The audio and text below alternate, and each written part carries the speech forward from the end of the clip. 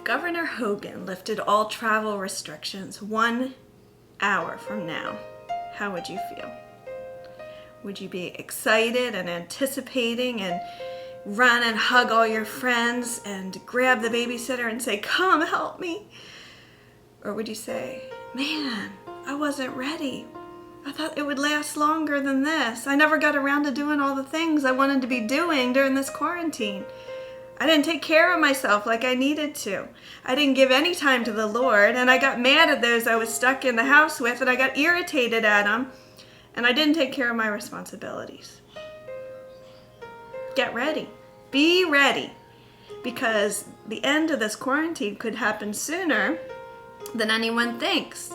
Isn't that right? The time's been a lot longer than anyone would have thought, but it's possible that it could end sooner than anyone's saying. If there would be a medical breakthrough with a treatment, or if there would be a vaccine, or if the warmer weather would start improving things, it could be a lot shorter than what people are saying. That's what we're praying for. So be watchful, be ready. Use this time like it's precious and it matters. Today is Palm Sunday, when we celebrate Christ's entrance into Jerusalem. The crowd that greeted him was so excited and anticipating. They were worshiping and they were honoring him in that moment. They were so happy and joyful. They were doing what they were created to do, and it was glorious. They gave him a king's welcome. Let's look at the parable in Matthew 24, 42 to 51, where Jesus talks about his second return as king and how he wants to be welcomed by us. "Therefore, keep watch, because you do not know on what day your Lord will come. But understand this, if the owner of the house had known at what time of night the thief was coming, he would have kept watch and would not have let his house be broken into. So you also must be ready, because the Son of Man will come at an hour when you do not expect him.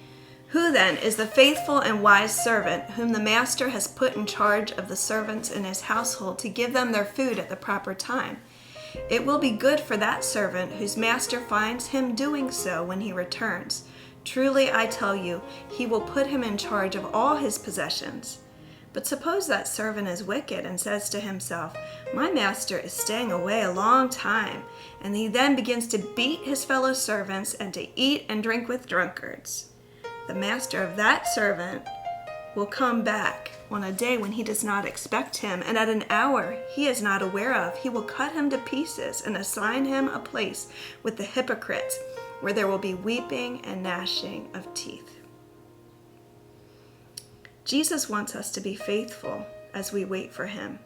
And faithful means trustworthy, being responsible with the authority that he's given us. Even in this time of waiting during this quarantine time, I see people in our church being faithful. I see you being faithful. I see Amy has made herself available. She's like, "I'm going to pray for people. You just give me a call and let me know what you need prayer for. I'm going to pray for you." She's being faithful.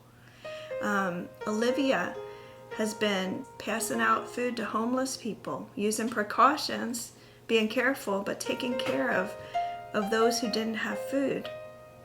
Arlene, she's been helping Caleb with his schoolwork, and in her spare time she's been interceding and praying for a breakthrough for this city and for this nation. Danny, he said, "How can I help you? How can I help?" And so he's been calling people and checking in on people. Jesus wants us to be faithful as we wait for him. Jesus wants us to be wise as we wait for him. Faithful and wise. Wise means you have insight and comprehension and understanding of how things fit together.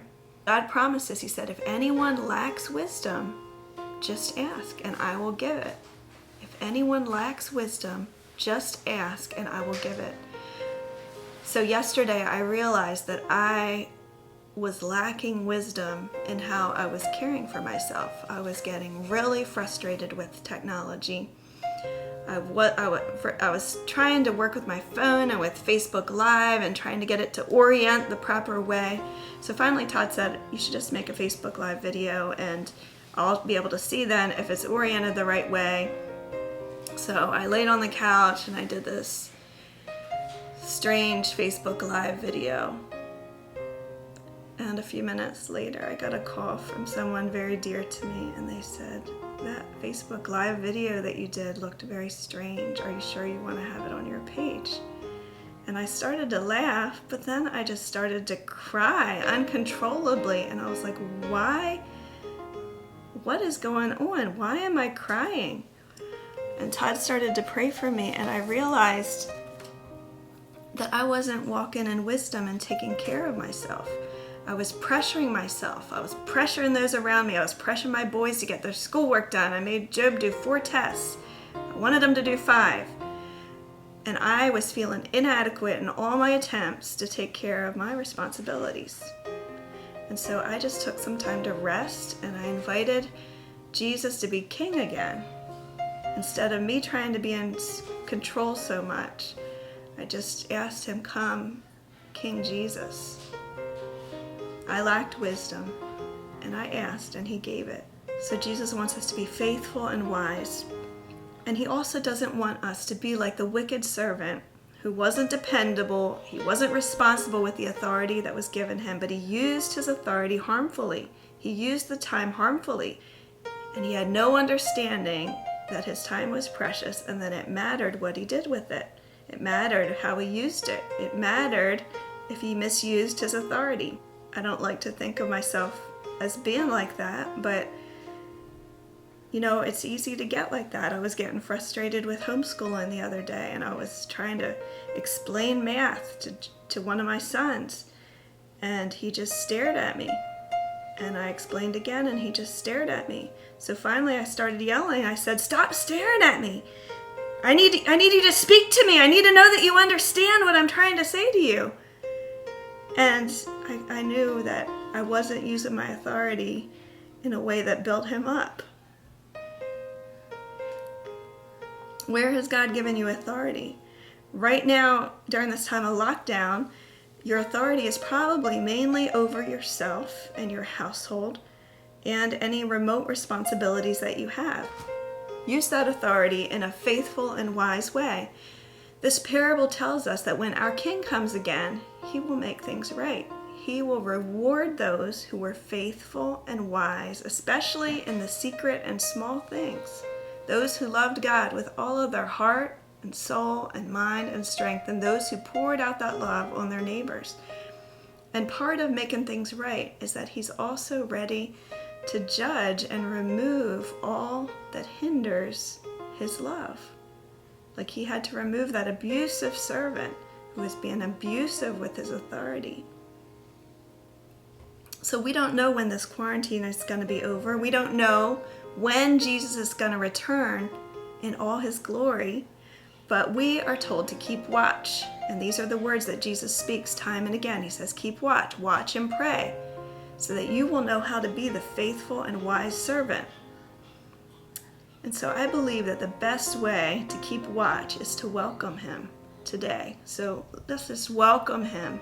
Welcome him like the crowd welcomed him years ago coming into Jerusalem. Lord, I welcome you today in this time of quarantine.